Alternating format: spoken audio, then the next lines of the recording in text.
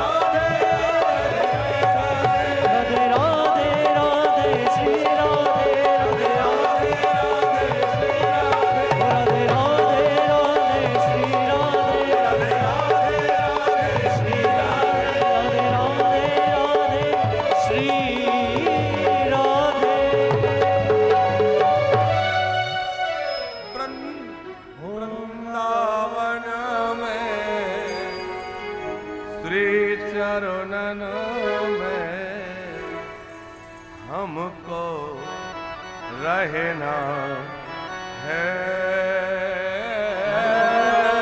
वृंदावन में श्री चरण में हमको रहना है। बोलो वृंदावन धाम के जय जय। भगवान द्वारिकाधीश ने भौमासुर का उद्धार किया है। 16,100 जो राजकन्याएं उसके कारागृह में बंद थी उनको मुक्त किया और कहा देवियों अब तुम अनाथ नहीं हो, अब तुम्हें मैं सनाथ बनाकर समाज में सम्मान पूर्वक जीने का अधिकार दूंगा। सबको द्वारिका भिजवाया और एक ही मुहूर्त में उन सब देवियों के साथ भगवान ने विवाह किया। द्वारिका नाथ का एक मुहूर्त में इतनी देवियों के साथ विवाह हुआ। 16,108 विवाह भगवान द्वारिकाधीश के हो गए। जो 8 मुख्य पटरानियां हैं ये अष्टधा प्रकृति है। जो 16,000 हैं वो वेद की ऋचाएं हैं। जो 100 हैं वो उपनिषद हैं। इस प्रकार 16,108 की संख्या पूर्ण होती है। प्रत्येक रानी से 10-10 पुत्र हुए, एक एक पुत्री हुई। संख्या का गुणा आप घर में लगा लीजिए, 16,108 गुणित 10। प्रद्युम्न जी महाराज के पुत्र हुए अनिरुद्ध जी। प्रद्युम्न जी महाराज का एक विवाह तो वो देवी रति महारानी उनके साथ हो गया और दूसरा विवाह अपने मामा जी रुक्मी जो थे उनकी बेटी थी रुक्मवती। अब आप लोगों को ये लग सकता है कि मामा जी की बेटी से कैसे हो गया। तो पहले के समय में इस तरह के विवाह भी प्रशस्त थे। जैसे अर्जुन का विवाह भी सुभद्रा से हुआ तो वो भी तो मामा बुआ के बहन भाई हैं। तो इस तरह के विवाह पहले के समय में प्रशस्त थे। और प्रद्युम्न जी के पुत्र जो अनिरुद्ध जी हैं इनके भी 2 विवाह हुए। एक बाणासुर की बेटी के साथ में हुआ जिनका नाम ऊषा था और एक रुक्मी की पौत्री रोचना के साथ में हुआ। उसके बाद ऊषा अनिरुद्ध मिलन का प्रसंग सुनाया है। भगवान शंकर और श्री कृष्ण का युद्ध हुआ बाणासुर के यहाँ। भगवान महादेव ने बाणासुर को मारा। भगवान महादेव ने बाणासुर की रक्षा की जिम्मेवारी ले रखी थी। द्वारिकाधीश ने उसको मारा नहीं, उसकी भुजाएं काट दी। 1000 हाथ थे, केवल 4 हाथ रहने दिया। बोले चतुर्भुज बना देते हैं। फिर भगवान ने राजा नृग पर कृपा की, जो गिरगिट बने हुए थे सूर्यवंशी राजा। उसके बाद बलराम जी को ब्रज की बहुत याद आ रही थी। कन्हैया से बार बार कहते हैं कन्हैया हम लोग वृंदावन चलें। श्री कृष्ण बोले देखो एक बार मैं वृंदावन जाऊंगा तो अब लौट नहीं पाऊंगा। तब तो मैं किसी तरह निकल आया, अब नहीं निकल पाऊंगा। तो श्री कृष्ण तो नहीं आए, बलराम जी आए। 2 महीने यहां रहे गर्मी के समय में। और उसके बाद घूमते भय जा रहे थे तो द्विविद नाम का एक वानर जो राम जी की सेना में था ना, रामादल में, द्विविद मयंक नील नल अंगद गद विकटास। तो द्विविद नाम का जो वानर है वो अभी तक था। द्वापर में आके कुछ उद्दंड हो गया। को ना कुसंगते पाए नसाई, रहे ना नीच मते चतुराई। कुसंग पा करके उसकी बुद्धि कुछ खराब हो रही थी तो बलराम जी ने उस द्विविद नाम के वानर का उद्धार किया। देव ऋषि नारद भगवान की दिनचर्या देखने आए कि भगवान कैसे इतनी रानियों के बीच में रहते हैं। एक बार मेरा विवाह करने का मन हुआ, एक विवाह नहीं करने दिया और खुद 16,108 करके बैठे। जरा देखो तो सही कैसे रहते हैं। पर भगवान तो भगवान है। जिस रानी के महल में नारद जी जाते हैं वहीं भगवान बैठे मिलते हैं। किसी रानी के महल में संध्या कर रहे हैं, कहीं अग्निहोत्र कर रहे हैं, कहीं जप कर रहे हैं, कहीं दान कर रहे हैं, कहीं गौ सेवा कर रहे हैं, कहीं ब्राह्मण सेवा कर रहे हैं, कहीं बच्चों के साथ हास परिहास कर रहे हैं, कहीं रानियों के साथ बैठ के चौसर खेल रहे हैं। पूरी रानियों के महल में द्वारिकाधीश के यहाँ नारद जी गए, पर हर रानी के महल में भगवान मिले। नारद जी समझ गए कि ये तो व्यापक हैं, ऐसा नहीं कि एक जगह रहे सर्वत्र रहते हैं। पर इस कथा के माध्यम से गृहस्थ धर्म का उपदेश हुआ है कि गृहस्थ व्यक्ति को क्या क्या करना चाहिए। नित्य संध्योपासन करे, नित्य अग्निहोत्र करे, नित्य गौ सेवा करे, नित्य विप्र सेवा करे, नित्य अतिथियों की सेवा करे, नित्य प्रति कुछ दान करे। प्रतिदिन दान करना चाहिए, प्रतिदिन अतिथि की सेवा करनी चाहिए, प्रतिदिन जीवन में 2 काम कुछ अच्छे करने चाहिए। प्रतिदिन नियम बनाइए कि मैं हर दिन 2 काम कुछ अच्छे करूंगा या करूंगी, और शाम को सोने जाएं तो विचार करें आज मैं दिन में कौन कौन से अच्छे काम करे और कौन से गड़बड़ काम करे। सोने से पहले एक बार विचार करना चाहिए आज दिन में मैंने कौन सा अच्छा काम किया। पाप तो खूब करते हैं पर भैया सत्कर्म की ओर प्रेरित हों।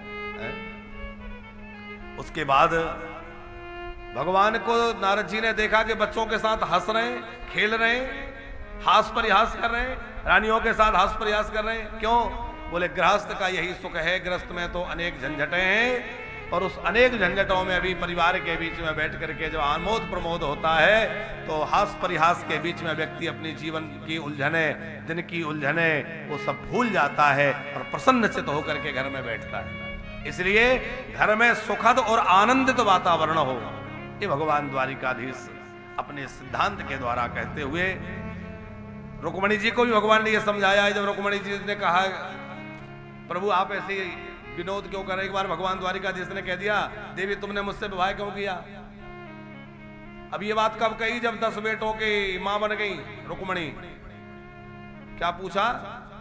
अच्छा ये बताओ तुमने मुझसे विवाह क्यों कर लिया? अरे तुमसे विवाह करने के लिए तो एक से एक बड़े बड़े राजकुमार तैयार थे, बड़े बड़े राजा तैयार थे, मुझ में तुम्हें क्या दिखा? मुझ में तो कोई गुण नहीं है, काला हूं तो स्वरूप भी अच्छा नहीं, युद्ध मैदान छोड़ के भाग गया तो इतना पराक्रमी भी नहीं, कोई कहे कुल खानदान अच्छा है तो मेरे माता पिता का ठिकाना नहीं, कोई कहता नंद यशोदा का, कोई कहता देवकी वसुदेव का, मुझ में कोई गुण ही नहीं है। रुक्मणी जी तो बहुत घबरा गई, आखिर ये क्या कह रहे हैं। और द्वारिकाधीश बोले देखो बढ़िया शिशुपाल बारात लेके आ रहा था और ना जाने तुम मेरे साथ क्यों चली आई। और रुक्मणी जी फिर भी कुछ नहीं बोली। तो द्वारिकाधीश क्या बोले, देवी मुझे तो लगता है अभी भी कुछ नहीं बिगड़ा। इतना सुनते ही रुक्मणी घबरा गई, आगे पता नहीं क्या कहने वाले, धड़ाम से गिरी, मूर्छित हो गई। भगवान ने उठा के पास और सैया पे सुलाया, थोड़ा पानी का छींटा मारा, पंखा झलने लगे। देवी इतना परेशान हो गई, अरे मैं तो विनोद कर रहा था, हंसी कर रहा था। अरे आपने हंसी में भी कहा लेकिन ठीक ही कहा। भगवान बोले क्या ठीक कहा? बोले जो कुछ कहा सब सही कहा, मैं तो कह रहा था हम में कोई गुण नहीं है। रुक्मणी जी बोली आप में कोई गुण नहीं है, आप तो निर्गुण हैं। बोले हमारे माता पिता नहीं है। बोले सही कह रहे हो, आपका कौन माता पिता, आप जगत के माता पिता हैं। हमने कहा हम तो चोर हैं। रुक्मणी जी बोली वास्तव में आप जीव के पाप ताप चुराने वाले चोर हैं, उसके पाप उसके संताप को चुरा लेते हैं। बोले हम तो शत्रुओं के भय से भागे। बोले प्रभु आप शत्रुओं के भय से नहीं भागे, आप अपने भक्तों की रक्षा के लिए सदा तत्पर रहते हैं, भक्तों के लिए आपको कुछ भी करना पड़े वो कर लेते हैं। भगवान कहते हैं हो न चायो रे नाना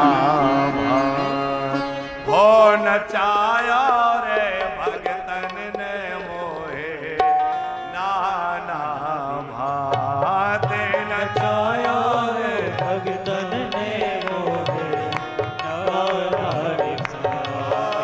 न चायो रे भगतन ने मोहे नाना ओ न चायो रे भगतन ने मोहे नाना।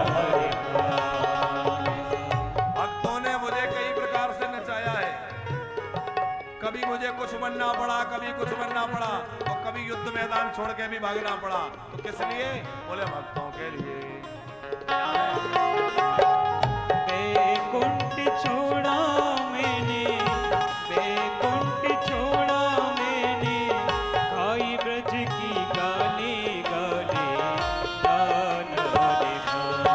ओ न चायो रे भगतन ने मोहे नाना ओ न चायो रे भगतन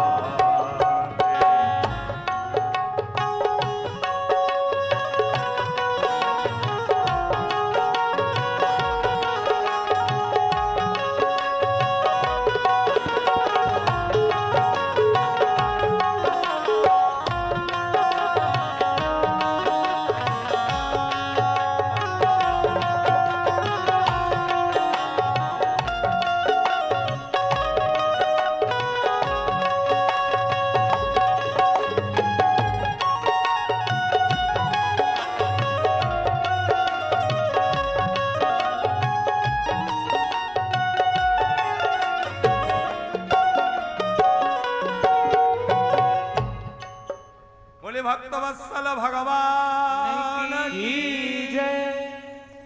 ये तो भक्तों के कारण भगवान विविध प्रकार के लीला करते हैं। कभी युद्ध मैदान छोड़ के भागते हैं, कभी कोई लीला करते हैं। आगे भगवान की बड़ी मधुर लीला है। भगवान ने जरासंध का वध भीमसेन के द्वारा करवाया, पांडवों का राजसूय यज्ञ पूर्ण करवाया, और पांडवों का यज्ञ परिपूर्ण होगा उसी में शिशुपाल का उद्धार भगवान ने किया, दंतवक्र का उद्धार किया। और उसके बाद सुदामा जी का बड़ा पावन पवित्र चरित्र है, अद्भुत चरित्र सुखदेव जी वर्णन कर रहे हैं। राजन कृष्णस्यासीद सखा कश्चिद ब्राह्मणो ब्रह्मवित्तमा विरक्त इंद्रियार्थेषु प्रशांतात्मा जितेन्द्रियः। श्री कृष्ण के एक बड़े प्यारे मित्र हैं जिनका नाम है सुदामा। ब्राह्मण है, ब्रह्म ज्ञानी है, और उस ज्ञान के अनुसार उनका आचरण भी है। ज्ञानी तो बहुत लोग होते हैं पर आचरण में नहीं होता, और जब तक आचरण में ना हो तब तक ज्ञान भी व्यर्थ है। सुदामा जी अकिंचन है, कभी किसी से कोई मांगते नहीं, अपनी ज्ञान का प्रयोग धन कमाने के लिए नहीं, भगवत प्रेम के लिए, भगवत भजन के लिए करते हैं। खूब भगवत चिंतन करते हैं, भजन करते हैं, बालकों को वेदाध्ययन कराते हैं, जो कुछ दक्षिणा में मिल जाता है गुरु दक्षिणा के रूप में उसी से निर्वाह करते हैं। पत्नी का नाम है सुशीला, यथा नाम तथा गुणा, जैसा नाम है बिल्कुल वैसी सुशील है। कभी शिकायत नहीं की, खिलाने की बस की नहीं थी तो क्यों विवाह किया। आजकल की होती तो क्या कहते, नहीं खिला सकते थे, बाबा ही बनना था, जब ऐसे ही करना था तो मुझे क्यों ले आए। पर सुशीला कभी शिकायत नहीं करती कि मेरे पास आभूषण नहीं है, कि वस्त्र नहीं है, कि भोजन के लिए कुछ नहीं रहता। तब भी पड़ोसन पूछती है रसोई नहीं बनी तो टाल देती है, बोले हम लोगों का व्रत है। बच्चे भूख से बिलखते हैं, देखा नहीं जाता, लेकिन किसी तरह समझा बुझा देती है। अब पतिदेव को कहां परेशान करें, देव योग से कभी आएगा तो गृहस्थी चलेगी, और भगवान कुछ ना कुछ भेज देते हैं, गृहस्थी चल जाती है। पर कभी कभी कुछ नहीं आता तो बच्चों का रुदन सुशीला को थोड़ा खलता है। सुशीला ने बहुत प्रेरित किया, आप अपने भगवान से द्वारिकानाथ से मिलने जाइए। क्या आपको मित्र से मिलने की आकांक्षा नहीं होती। सुदामा मिलने के लिए तो गए, पर कुछ लेने के लिए नहीं गए, कुछ देने के लिए गए। भले ही 4 मुट्ठी चावल ले गए गौतम जी, लेकिन लेने के लिए नहीं गए, देने के लिए गए। कहने के लिए वो थोड़ा सा चावल है, पर सुदामा का तो वो सर्वस्व है। सुदामा के पास तो उतना ही था, पर सुदामा अपना सब कुछ ठाकुर जी को देने के लिए चले। भाव में भर के सुदामा गए, लेकिन जिस भाव से सुदामा जी गए हैं, भगवान द्वारिकानाथ भी धन्य है। ये यथा माम प्रपद्यन्ते तांस्ततैव भजाम्य, हम भगवान जैसे भक्त प्रभु को भजता है वैसे भगवान भजते हैं।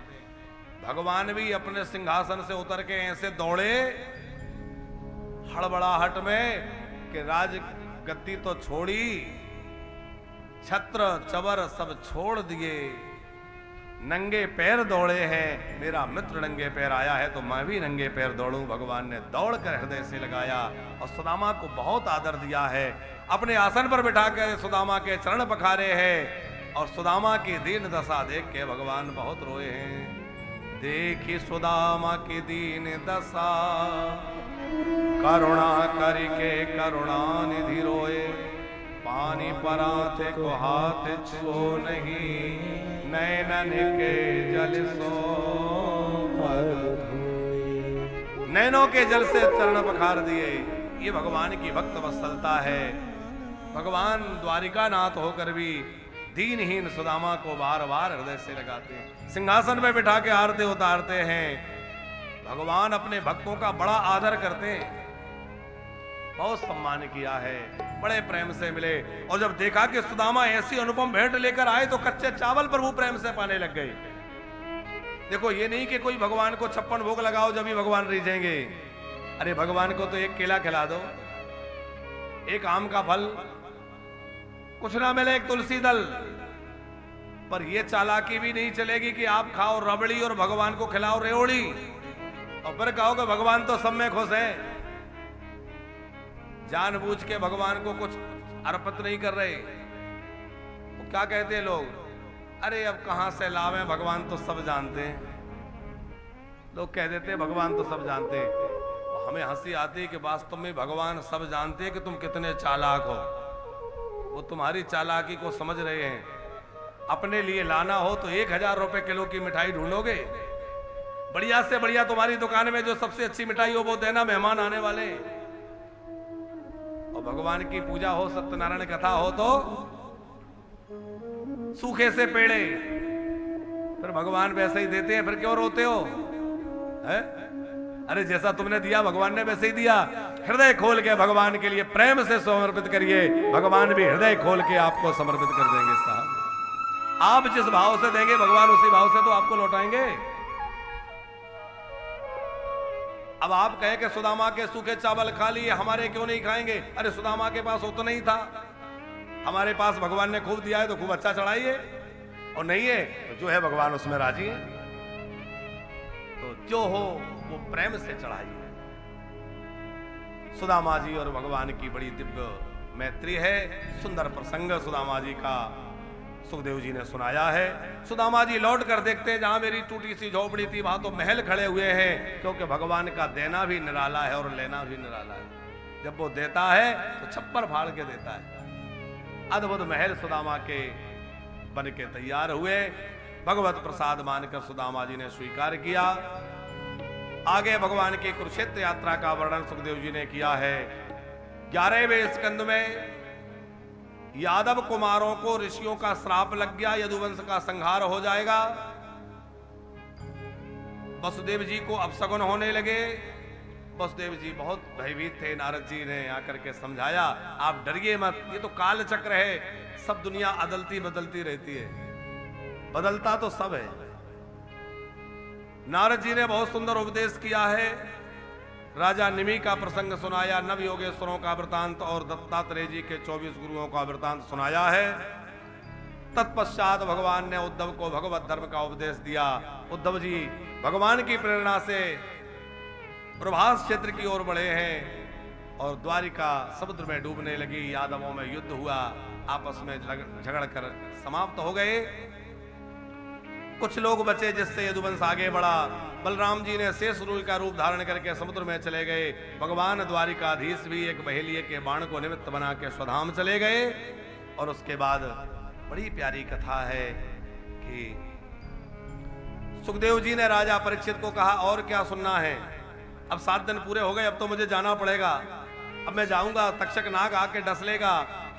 परीक्षित बोले, गुरुदेव तक्षक आएगा पर वो मेरे शरीर को डसेगा, मुझे नहीं। मैं शरीर नहीं हूं, मैं तो आत्मा हूं। मेरी मृत्यु नहीं, मेरे शरीर की मृत्यु होगी। सुखदेव जी प्रसन्न हो गए, राजन मेरा प्रवचन सार्थक हो गया, तुम्हारा कल्याण हो। सुखदेव जी का पूजन हुआ, सुखदेव जी विदा हो गए। तक्षक ने आकर दंश लगाया और तक्षक का दंश लगते ही परीक्षित की देह धू धू करके जल उठी। और उसके बाद परीक्षित को लेने तो विमान आ गया। विमान में विराजमान होकर श्री परीक्षित जी महाराज भगवान के धाम को चले गए। बोलिए परीक्षित जी महाराज की। श्रीमद् भागवत महापुराण की। श्री सुखदेव जी महाराज की। सूत सौनकादिक का जो संवाद है वह कब तक चला उसका कोई वर्णन नहीं, पर भागवत जी के अंतिम में नाम की महिमा कही है। हम लोग भी नाम की महिमा के श्लोक को दोहराएंगे। आप सभी लोग हमारे साथ साथ इस श्लोक को दोहराइए और फिर आज की कथा को विराम होगा। नाम संकीर्तनम यस्य, नाम संकीर्तनम यस्य, सर्व पाप प्रणाशनम, सर्व पाप प्रणाशनम। नाम संकीर्तनम यस्य, नाम संकीर्तनम सर्व यस्य, पाप प्रणाशनम, सर्व पाप प्रणाशनम। प्रणामो दुःख समनस्य, प्रणामो दुःख समनस्य, तं नमामि हरिं परम्, तं नमामि हरि, तं नमामि हरिं परम्, तं नमामि हरि। हरये नमः, हरये नमः, हरये नमः, हरये नमः हरये नमः हरये नमः।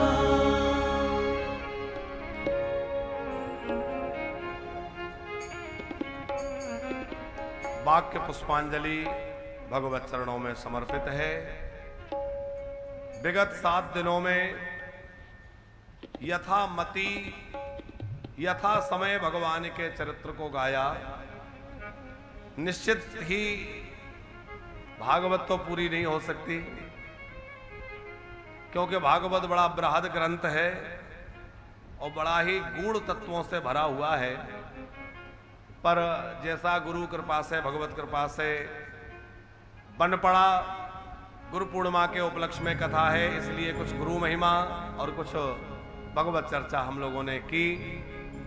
समय का तो थोड़ा अभाव रहा ही, पर हम सब भाग्यशाली हैं कि इस व्यास पूर्णिमा, गुरु पूर्णिमा के अवसर पर हम लोगों ने वृंदावन धाम में बैठ के कथा सुनी। तो थोड़ी भी सुनी तब भी बहुत है। और हमारे श्री ऋषि कुमार गौतम जी इस कथा के मुख्य यजमान बने। भगवान उनको खूब कृपा करके स्वस्थ रखें और खूब इनके मनोरथों को भगवान परिपूर्ण करें। सागर मध्य प्रदेश से पधारे हुए श्री ऋषि कुमार गौतम जी और श्रीमती साधना गौतम जी, आप दोनों दिव्य दंपत्ति इस कथा के यजमान रहे। आप इसमें मनोरथ करके बैठे। भगवान आपके संकल्प को पूर्ण करें, आपके मनोरथ भगवत कृपा से परिपूर्ण हो। भगवान से प्रार्थना, आपके हृदय में भगवत भक्ति, भगवत भाव भरा रहे। साथ में श्रीमती जगदम्बा गर्ग जी जोगी की जबलपुर से पधारी हैं। आप के लिए भी बहुत बहुत आशीर्वाद है, मंगल कामनाएं। भगवान कृपा करें। हमारे वानप्रस्थ आश्रम में रहने वाली हमारी समस्त माताएं, हमारे बुजुर्ग और आज हाथरस से जो पधारे हैं, जिनकी आज गुरु दीक्षा शरणागति भी हुई है, ऐसे हमारे हाथरस के श्री भगत जी, वो भी यहाँ पधारे हुए हैं अपने परिवार सहित। श्रीमती रीटा रानी राजपूत जी, जिनका लगातार वानप्रस्थ में सहयोग रहता है। माताजी शशिकला जी, जो ब्रजवासी होकर के वानप्रस्थी हैं इस समय। भोपाल से भी अभी हमारे कुछ भक्त लोग पधारे हैं, तो सभी के लिए खूब खूब आशीर्वाद है। और यूएसए से हमारे बीच में श्रीमती पूनम जैन जी हैं, जिन्होंने वानप्रस्थ में अपना कक्ष भी बुक कर रखा है और अभी एकादशी का उद्यापन करवाया। और वर्तमान समय में आप जो है यूएसए में निवास कर रहे हैं और वहां से आप एकादशी उद्यापन और गुरु पूर्णिमा उत्सव के लिए भारत पधारी। और भारत में मेरठ जहां आप रहते हैं, वहां से अपनी माताजी को, बहन जी सबको लेकर के यहाँ वृंदावन उत्सव में सम्मिलित हुई। गाजियाबाद से हमारे बड़े प्रेमी, हमारे अनन्य भक्ति रखने वाले, भाव रखने वाले शिष्य श्री कृष्ण कुमार जी शर्मा जी और माताजी बाला देवी जी, आप दोनों दंपत्ति भी यहाँ पधारे हैं। आप यहाँ के नियमित श्रोता भी हैं, नियमित सहयोगदाता भी हैं, वानप्रस्थी भी होने वाले हैं। बड़ी जल्दी आपका कक्ष तैयार होगा तो आप वानप्रस्थी होंगे और आप जो है नियमित सेवा प्रदान करने वाले हैं। अभी आपने भगवान शंकर के लिए जो जलहरी बनेगी उसके लिए सेवा प्रदान की थी, अब वो किन्हीं कारणों से तैयार नहीं हो पाई है। जल्दी तैयार होके आ जाएगी तो हमारा माने श्रावण के महीने में वो तैयारी हो जाए, क्योंकि श्रावण में रुद्राभिषेक चलेगा। तो सभी पधारे हुए भक्तजनों को बहुत बहुत साधुवाद, बहुत बहुत आशीर्वाद। एक बार हमारे संगीत की टीम के लिए भी जोरदार तालियां बजाएंगे। और हम सबका सौभाग्य, देखो कथा के समापन में कोई संत आ जाए, ये परम सौभाग्य होता है। कथा विश्राम हो रही है और नाम संकीर्तनम यस्व सर्व पाप प्रणाशनम श्लोक हम लोग गा रहे हैं, और उसी समय में हमारे बीच में साध्वी जी पधारी। तो एक बार जोरदार तालियां आप श्री के लिए। अभी हम लोग आपके वचनामृत का लाभ भी लेंगे। आपने इस कथा के विश्राम में पधार करके और यह प्रमाणित कर दिया कि हमारी कथा बांके बिहारी ने सफल कर दी, हमारी कथा परिपूर्ण है। हमारे संगीतज्ञ बंधुओं के लिए एक बार जोरदार तालियां। हम आर्गन में श्री बनवारी लाल जी जो है नरसिंगढ़ मध्य प्रदेश से पधारे हैं और तबला वादन कर रहे हैं हमारे भैया श्री हरिओम जी, आप भी जो है मध्य प्रदेश से ही पधारे हैं। हरिओम जी के लिए एक बार जोरदार तालियां। ढोलक वादन कर रहे हैं हमारे वृंदावन में ही निवास करने वाले हैं भैया कृष्णा भैया, तो इनके लिए भी जोरदार तालियां। अब ये नई नई टीम में तो कुछ लोगों के नाम हमें याद नहीं है, अभी सब नई टीम तैयार हो रही है। और वायलिन में जो स्वर भर रहे हैं हमारे राधे पारस जी, इनके लिए जोरदार तालियां। और जो लगातार कई वर्षों से साथ हैं हजारी लाल जी एक्को पैड पर, उनके लिए भी तालियां बजाएं। बहुत बहुत तालियां बहुत कमजोर हैं, क्या इतना इन्होंने मेहनत नहीं की है? साउंड की व्यवस्था में हमारे नितिन जी, जो कभी कभी तो इतनी जबकि ऑपरेटिंग करते हैं कि लगता है कि वाह, और कभी कभी ये भूल जाते हैं, लेकिन मेहनत खूब करते हैं। भगवान इनको खूब स्वस्थ रखे और खूब कृपा रहे, इनके लिए जोरदार तालियां। और अभी अभी हमारे भैया जो पधारे हैं श्री श्याम सुंदर जी, जो बहुत बढ़िया तबला बजा रहे थे, इनके लिए भी जोरदार तालियां।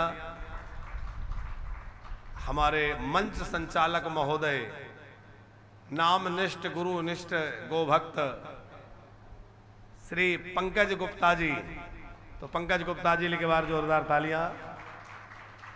खूब राम नाम का प्रचार करते हैं।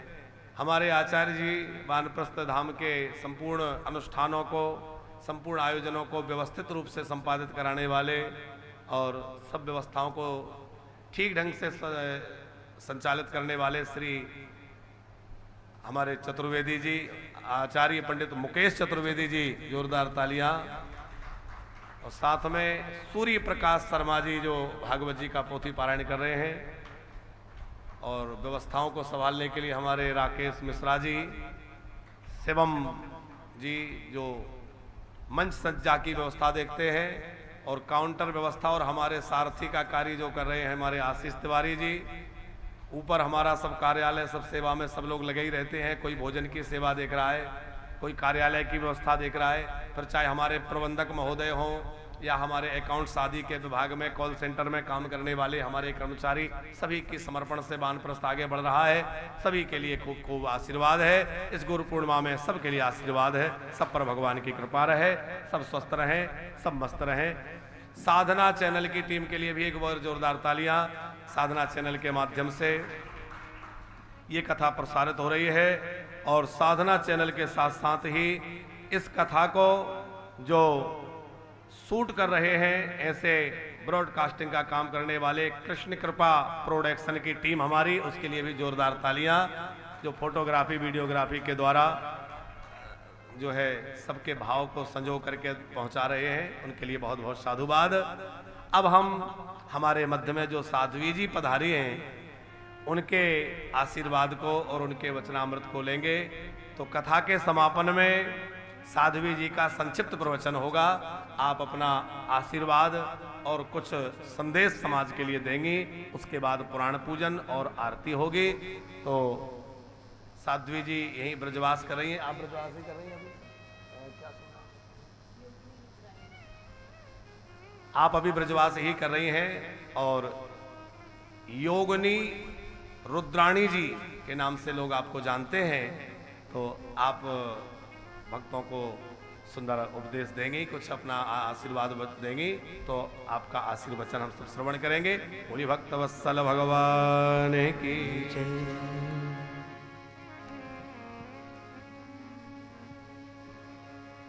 श्री राधे।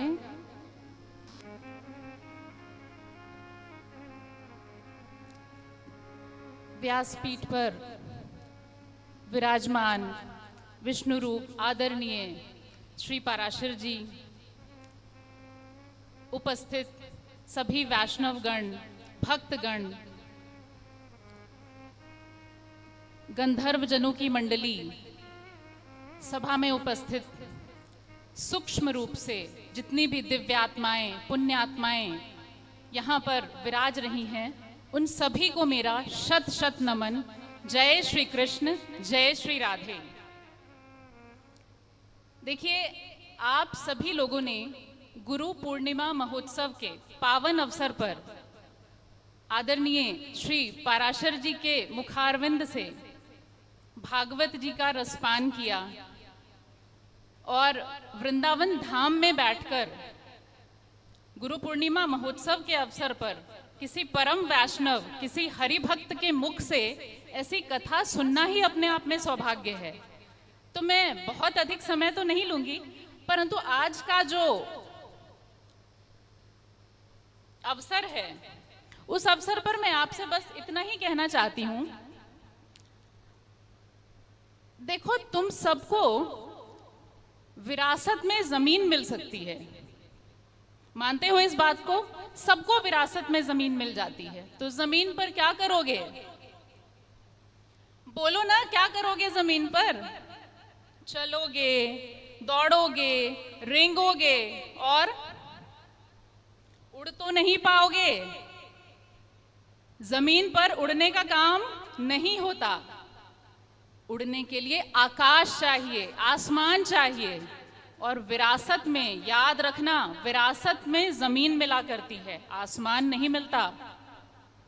अपने हिस्से का आसमान तुमको खुद बनाना पड़ता है, जहां तुम उड़ सको, उड़ान भर सको।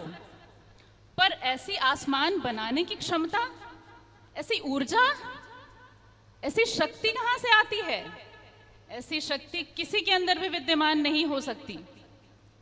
क्या आप अपने हिस्से का आसमान बना लो? ये केवल और केवल तभी संभव है जब किसी सक्षम सद्गुरु की कृपा तुम पर हो जाए या इष्ट की कृपा तुम पर हो जाए। और कहने की आवश्यकता नहीं कि सद्गुरु और इष्ट में लेश मात्र का भी अंतर नहीं है। जो सद्गुरु हैं वही हमारे परम इष्ट भी हैं। तो अगर उनकी कृपा प्राप्त हो जाए तो अपने हिस्से का आसमान भी बनाओगे और उसमें ऊंची उड़ान भी भर लोगे। मानव तन बहुत अनमोल है और उसका सही उपभोग करना भी गुरु सिखाता है, और कुछ कर गुजरने की क्षमता भी गुरु ही देता है। तभी इस पावन उपलक्ष्य पर कबीरदास जी क्या कहते हैं? कबीरदास जी कहते हैं, बड़े गौर से सुनना,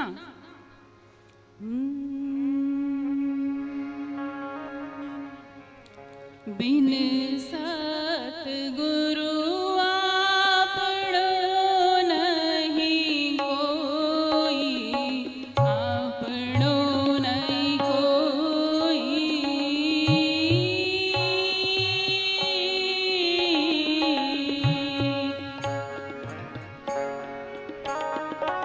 बिन सतगुरु आपनो नहीं कोई, आपनो नहीं कोई।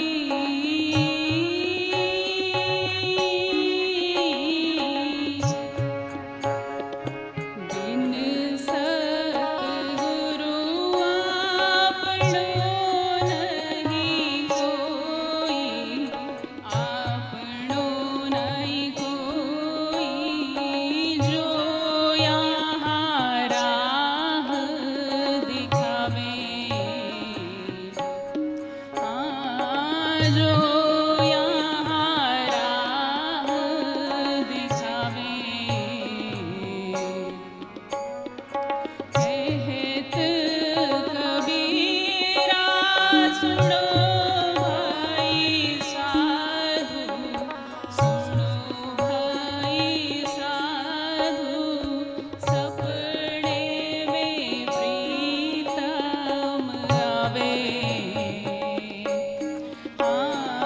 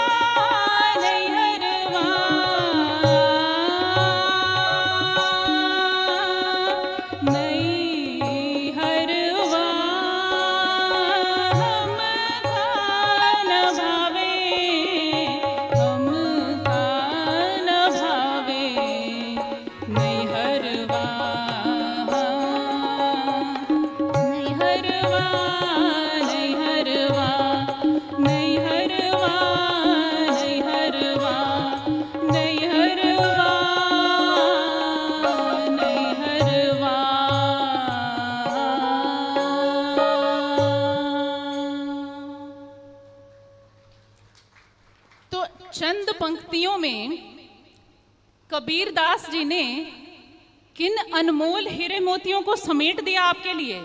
इन चंद पंक्तियों में उन्होंने क्या कहा कि अभी परम भक्त बने नहीं हो, जिस दिन परम भक्ति तुम्हारे भीतर आ गई तो तुम भी यही कहोगे कि नैहर वा हमका न भावे। मैया बहुत सी बैठी हैं हमारी यहाँ, ना आपके मायके की बात नहीं कर रही, यहाँ जितने भी बैठे हैं, चाहे वो स्त्री हो चाहे वो पुरुष, सबका मायका यही धरती है, सबका मायका यही संसार है। अरे मायका पीहर कहते किसे हैं? यानी पिता का घर। पिता का घर छोड़ के बेटियां स्त्रियां कहाँ जाती हैं? अपने पति के घर जाती हैं, अपने प्रियतम के घर विवाहोपरांत जाती हैं, उसे ही हम ससुराल कहते हैं। अन्यथा बाकी जहां भी रह रहे हो वो तो आपका मायका है, नैहर है। जिस दिन ठाकुर जी के चरणों से सच्ची प्रीति आपकी हो गई और उनके मुख में, उनके चेहरे में ही आपको प्रियतम का दर्शन होने लग जाए, फिर ये संसार आपको नैहर लगेगा। और आप भी कबीरदास जी की तरह उन्मुक्त होकर गाएंगे और बोलेंगे कि नैहर वा हमका न भावे। हे ठाकुर जी, हे प्रभु, ले चलो, बुला लो, अब कितने दिन मैं इंतजार करूं अपने ब्याह होने का।